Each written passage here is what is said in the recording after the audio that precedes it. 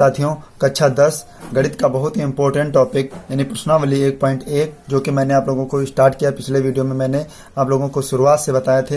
Question number 1 के पहले question, दूसरे क्वेश्चन और तीसरे क्वेश्चन यानी तीनों क्वेश्चन हमने आप लोगों को पार्ट 1 में बता दिया था और पार्ट 2 में हम आप लोगों को बता रहे हैं। दर्शाइए कि कोई भी धनात्मक विषम पूर्णांक 6q+1 या 6q+3 या 6q+5 के रूप का होता है जहां q कोई पूर्णांक है। q कोई पूर्णांक है। और आप लोगों को पिछले वीडियो यानी ये वीडियो देखने के लिए आप लोगों को इसका लिंक आप लोगों को डिस्क्रिप्शन बॉक्स में मिल जाएगा, जिससे कि आप लोग पिछली वीडियो देख सकेंगे। और हम कोशिश करेंगे कि इस वीडियो में मैं आप लोगों को 5 क्वेश्चन तक कंप्लीट करवा दूं, और नहीं हो पाएगा तो पार्ट 3 में मैं आप लोगों को बिल्कुल डिटेल से बता दूंगा। चलते हैं अपने टॉपिक पे। तो हमारा टॉपिक भी बहुत अच्छा है, हमने नोट भी कर रखा है। दर्शाइए कि कोई भी धनात्मक विषम पूर्णांक 6q+1 या 6q+3 या 6q+5 के रूप का होता है जहां q कोई पूर्णांक है। बहुत अच्छी तरीके से आप लोग समझना। हम पार्ट 2 लिख भी रखे हैं, यानी कक्षा 10 गणित का पार्ट 2 है ये, और इसमें भी जो बताया गया वो सभी आप लोगों को बिल्कुल अच्छी तरीके से बताया जाएगा। तो हम जब ऐसी कोई कंडीशन होगी तो सबसे पहले हम क्या लिखेंगे, यूक्लिड विभाजन प्रमेयिका से किसको हल करेंगे, यूक्लिड। इस तरीके का क्वेश्चन होगा तो क्या लिखेंगे, यूक्लिड विभाजन प्रमेयिका से। तो यूक्लिड विभाजन प्रमेयिका हमारी क्या है, a बराबर बी क्यू प्लस आर, जहां b व q, b कोई पूर्णांक है तथा r शेषफल है। r क्या है मेरे भाई, शेषफल है। ये बात आप ध्यान रखना। यूक्लिड विभाजन प्रमेयिका का जो सूत्र होता है वो a बराबर बी क्यू प्लस आर, इसको हम समीकरण 1 मान लेंगे। क्या मान लेंगे मेरे भाई, समीकरण 1। तो हमको क्या लाना है, 6 लाना है। देखिए यहाँ पे 6q+1 6q+3 लाना है। तो सबसे पहले हम क्या रखेंगे, जो b का मान है वो हम 6 ही रखेंगे। आप नकल करके भी रख सकते हैं। जो b का मान है वो कितना रखेंगे, 6। तो क्या लिखेंगे, b समीकरण 1 में b बराबर 6 तथा r बराबर 0 रखने पर, क्या रखने पर, 0 रखने पर, सबसे पहले हम 0 रखेंगे, उसके बाद में 1 रखेंगे, फिर 2, फिर 3, फिर 4। यहाँ पर हम लिखे भी दे रहे हैं r शेषफल है, जहाँ b बराबर 6, r बराबर 0, 1, 2, 3, 4, 5, चाहे जितना रख लीजिए, ठीक है। डॉट डॉट करके अनंत तक आप रख सकते हैं, कोई भी संख्या हो एनीवे। तो क्या लिखेंगे हम, b बराबर 6, r बराबर 0 रखने पर। तो समीकरण 1 नोट करेंगे, a बराबर b q plus r. a का मान कितना, b का मान 6, q प्लस r का मान 0। तो यहाँ पे क्या लिखेंगे, a बराबर 6q। इसमें कुछ भी नहीं करने को कहा है, तो हम समीकरण 1 मान चुके हैं। समीकरण इसको क्या मानेंगे, 2। पुनः समीकरण 1 में b बराबर 6, r बराबर कितना रखने पर, पहले मैंने 0 रखा था, अब रखेंगे 1 रखने पर। कितना रखने पर मेरे भाई, 1 रखने पर। तो b यानी समीकरण 1 नोट करेंगे, a बराबर b q plus r. a बराबर b का मान 6, q और r का मान कितना है, 1। समीकरण कितना हुआ, 3।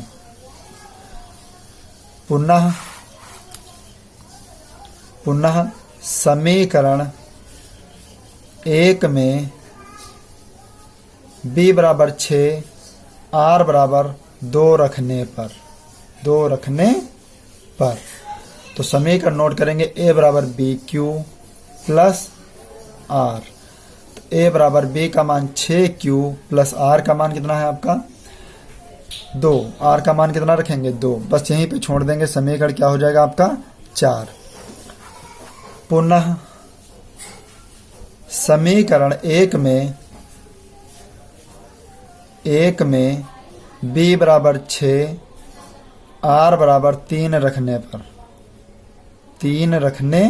पर समीकरण नोट करेंगे a बराबर बी क्यू प्लस r। तो a का जो मान आया वो कितना 6q और r का मान 3, समीकरण 5। पुनः समीकरण 1 में b बराबर 6 r बराबर 4 रखने पर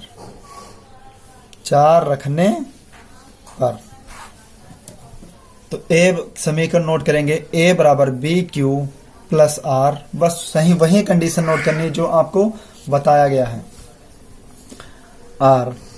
अब देखिए a बराबर b का मान 6q प्लस 4, समीकरण कितना हुआ 6। अब देखिए यहाँ 6 2 से भी कट सकता है और 4 भी 2 से कट सकता है। तो ये कैसी संख्या है विषम संख्या, सम संख्या है। कैसी संख्या है सम संख्या। फिर रखेंगे पुनः समीकरण 1 में b बराबर 6 r बराबर 5 रखने पर तो a बराबर b का मान देखो डायरेक्ट लिखे दे रहे 6q प्लस 5, समीकरण कितना हुआ 7। अब जरा यहाँ पे ध्यान से देखिएगा, जो संख्याएं 2 से विभाज्य हैं, जैसे समीकरण 1 2 से विभाज्य है तो ये आपकी विषम पूर्णांक नहीं है, ये आपकी विषम पूर्णांक नहीं है। अब यहाँ समीकरण 3 में देखते हैं 6q प्लस 1 2 से विभाज्य नहीं है, इसीलिए ये विषम पूर्णांक है। 6q प्लस 2 2 से विभाज्य है, इसीलिए ये विषम पूर्णांक नहीं है। 6q प्लस 3 आपकी विषम पूर्णांक है, क्योंकि 6 भी 2 से कट जाएगा, लेकिन 3 2 से नहीं कटेगा, तो ये आपका क्या विषम पूर्णांक है। सही बात है। फिर 6q प्लस 4 आपके सम पूर्णांक है और 6q प्लस 5 आपके विषम पूर्णांक है। ये बिल्कुल आपकी करेक्ट बात है। तो आप देख सकते हैं यहाँ पे 6q प्लस 1, 6q प्लस 3 और 6q प्लस 5, 6q प्लस 5 विषम पूर्णांक हैं। तो यहाँ पे लिखेंगे 6q लिखेंगे, अतः 6q प्लस 1 कामा 6q प्लस 3 तथा 6q प्लस 5 विषम धनात्मक पूर्णांक है, विषम धनात्मक पूर्णांक है। यही है आपका राइट आंसर। ओके, आप अच्छे तरीके से इसे कॉपी में नोट कर लीजिए, फटाफट से आप अपनी अच्छी कॉपी में नोट कर लीजिए। और ये सब क्वेश्चन बहुत ही इंपॉर्टेंट है आपके एग्जाम में आने के लिए। यह क्वेश्चन फिर से आपको दिखा दे रहे हैं, फिर से आप लोग अच्छी तरीके से कॉपी में नोट कर लेंगे। देखते हैं नेक्स्ट क्वेश्चन। नेक्स्ट क्वेश्चन हमारा क्या कह रहा, अगला क्वेश्चन नंबर 3 क्या कह रहा हमारा। ये क्वेश्चन नंबर हमारा 2 था और ये क्वेश्चन नंबर हमारा 3 क्या कह रहा, ये भी देखेंगे ध्यान से। क्वेश्चन नंबर 3 हमारा कह रहा कुछ इस प्रकार, देखिए क्या कहा है। किसी परेड में 616 सदस्यों वाली एक सेना की टुकड़ी को 32 सदस्यों वाले एक आर्मी बैंड के पीछे मार्च कराना है। दोनों समूहों को समान संख्या वाले स्तंभों में मार्च कराना है। उन स्तंभों की अधिकतम संख्या क्या है जिनमें वे मार्च कर सकते हैं। यानी पूछा हमसे अधिकतम संख्या क्या है, तो अधिकतम संख्या में क्या होता है मासा निकालना, यानी HCF ज्ञात करना होगा। क्या ज्ञात करना होगा मेरे भाई, HCF आपको ज्ञात करना होगा। तो हम बहुत अच्छी तरीके से आपको ये क्वेश्चन बता रहे हैं। तो फिर आपको पता होना चाहिए स्तंभों की अधिकतम संख्या ज्ञात करने के लिए यहाँ पे लिखेंगे। क्वेश्चन तो हमने आप लोगों के लिए पढ़ दिया है। यहाँ पे देखो क्वेश्चन नंबर 3, किसी परेड में 616 सदस्यों वाली, तो क्या लिखेंगे स्तंभों की अधिकतम संख्या, स्तंभों की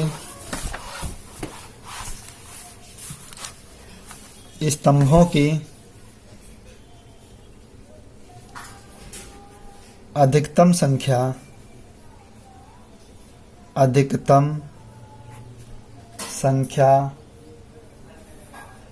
ज्ञात करने के लिए अधिकतम संख्या ज्ञात करने के लिए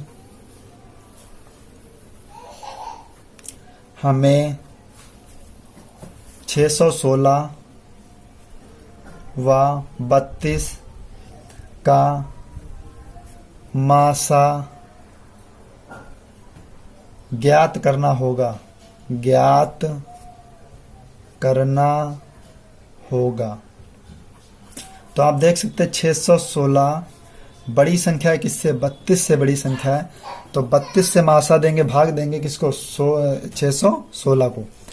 तो 32 से भाग करेंगे 616 को तो क्या आएगा? 32 कम 32, 11 से 2 घट जाएगा, कितना बचेगा? 9। यहाँ पे 5 से 3 घटा 2, 6 उतार लेंगे तो 32 का पहाड़ा पढ़ेंगे आप 296 से ऊपर ना हो।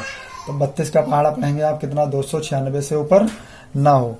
तो 32 नंबा 9 बार में जाएगा, 9 दूनी 18, 9 थ्रू 27, 27 और 2 27 से 28, 16 से 8 गया 8, 8 से 8 गया कुछ भी नहीं, कुछ भी नहीं। अब 8 से हम भाग करेंगे किसको? 32 को।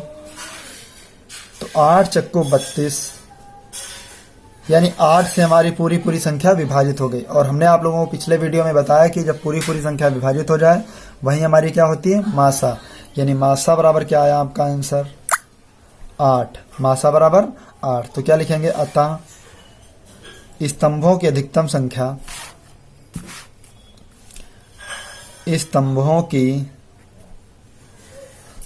अधिकतम संख्या, अधिकतम संख्या 8 होगी। अधिकतम संख्या 8 होगी। यही है आपका राइट आंसर। आप लोग अपनी बुक में नोट कर लीजिए, कॉपी में नोट कर लीजिए और अच्छे तरीके से ध्यान भी दे लीजिए कि ये सवाल सही है या गलत। देखते हैं नेक्स्ट क्वेश्चन, और हम कोशिश करेंगे सारे क्वेश्चन हम आप लोगों को इसी वीडियो में बता दें।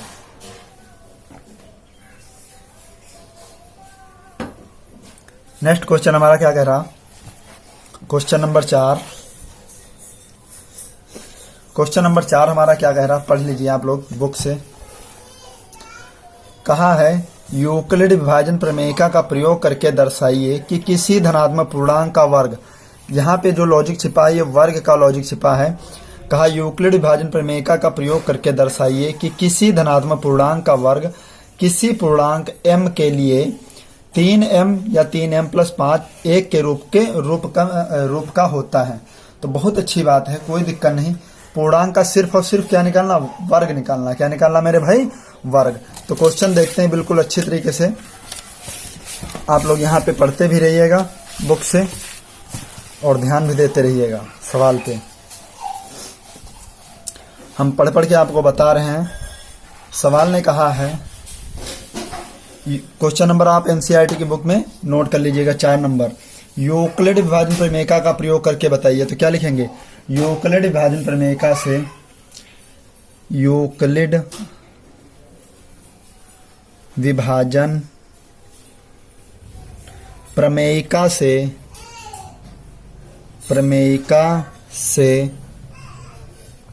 तो यूक्लिड विभाजन प्रमेयिका क्या? a बराबर BQ + R, जहां b कोई पूर्णांक है तथा r शेषफल है। r क्या है? शेषफल है। अब इसमें सवाल में दे रखा कि 3 नियम आना चाहिए। कितना आना चाहिए मेरे भाई? 3 नियम आना चाहिए। तो हम जो b का मान रखेंगे वो क्या रखेंगे? 3 रखेंगे। क्या रखेंगे मेरे भाई? 3 ही रखेंगे। तो क्या रखेंगे? b बराबर 3, b बराबर 3, r बराबर 0, 1, 2, 3, 4, कोई भी रख सकते हैं। एनीवे कोई भी रख सकते हैं। तो फिर से हमसे कहा है r का कोई भी मान आप रख सकते हैं क्योंकि r आपका शेषफल है। तो क्या लिखेंगे हम यूक्लिड विभाजन प्रमेयिका से? इसे समीकरण 1 मान लेंगे। समीकरण 1 में b बराबर 3, r बराबर 0 रखने पर, कितना रखने पर? 0 रखने पर चूंकि सवाल ने कहा है वर्ग करने पर, तो बी क्यू प्लस आर, समीकरण 1 नोट करेंगे, बी ए बराबर बी क्यू प्लस आर। तो ए का जो मान आया वो कितना आया? ए का मान कितना आया आपका? ए का मान कितना आया आपका? बी क्यू सॉरी ए का मान आपका आया 3, क्यू, आर का मान क्या रखेंगे? 0। ए बराबर 3 क्यू, दोनों पक्षों का वर्ग करने पर, दोनों पक्षों का वर्ग करने पर, तो दोनों पक्षों का वर्ग करेंगे तो क्या लिखेंगे? ए स्क्वायर बराबर 3 क्यू का स्क्वायर, तो ए स्क्वायर बराबर 3 तिया 9, ए बराबर 3 क्यू, दोनों पक्षों का वर्ग करने पर, तो ए स्क्वायर बराबर 3 क्यू का होल स्क्वायर, तो ए स्क्वायर बराबर 3 तिया 9 क्यू स्क्वायर। अब यहां पे ध्यान से देखिएगा, ए स्क्वायर बराबर 3 हमें कॉमन लेना, तो अंदर क्या बचेगा? 3 क्यू स्क्वायर। तो क्या करेंगे हम? जहां 3 क्यू को हटाना है तो क्या करेंगे? m बराबर 3 क्यू स्क्वायर रखने पर, यानी m 3 क्यू स्क्वायर की जगह क्या रखेंगे? m। तो a स्क्वायर बराबर 3m, समीकरण 2। पुनः समीकरण 1 में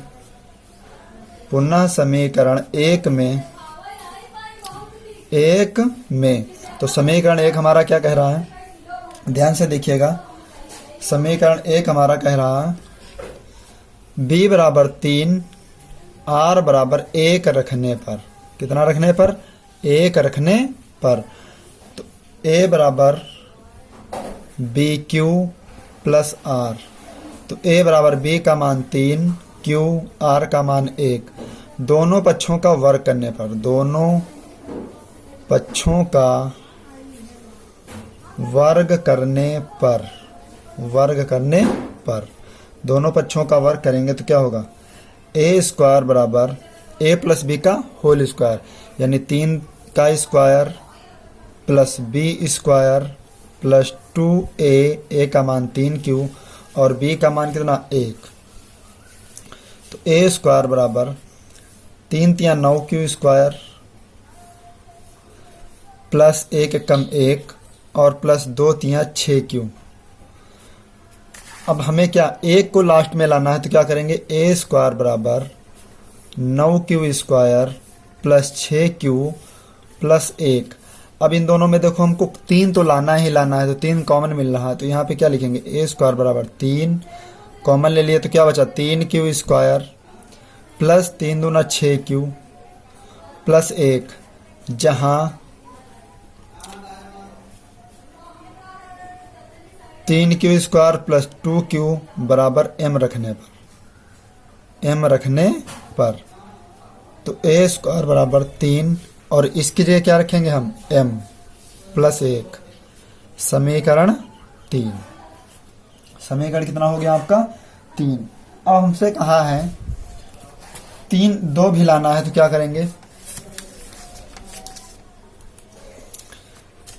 पुनः समीकरण बस इतना ही, 1 तक ही हल करना था, ठीक है। तो हम क्या लिखेंगे? समीकरण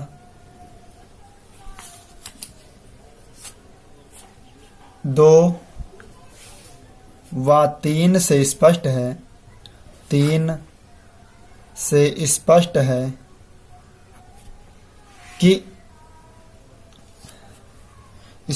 कि 3m तथा 3m प्लस 1 विषम धनात्मक पूर्णांक है। विषम धनात्मक पूर्णांक है। ओके, और यह क्वेश्चन भी आप लोगों का बहुत इंपॉर्टेंट था, बहुत ही बेहद इंपॉर्टेंट। और अगला क्वेश्चन आप लोगों को होमवर्क में दे रहे हैं। क्वेश्चन नंबर 5 कहा है यूक्लिड विभाजन प्रमेय का प्रयोग करके दर्शाइए कि किसी धनात्मक पूर्णांक का घन, यहाँ पे आपको क्यूब करना है, केवल घात 3 करनी है, बस ये क्वेश्चन लग जाएगा। 9m प्लस 1 या 9m प्लस 8 के रूप का होता है। ये क्वेश्चन भी आप लोगों का बहुत ही इंपॉर्टेंट है। ओके, और ये क्वेश्चन आप लोगों का होमवर्क में है। मिलते हैं नेक्स्ट वीडियो में, तब तक के लिए जय हिंद। और आप अपने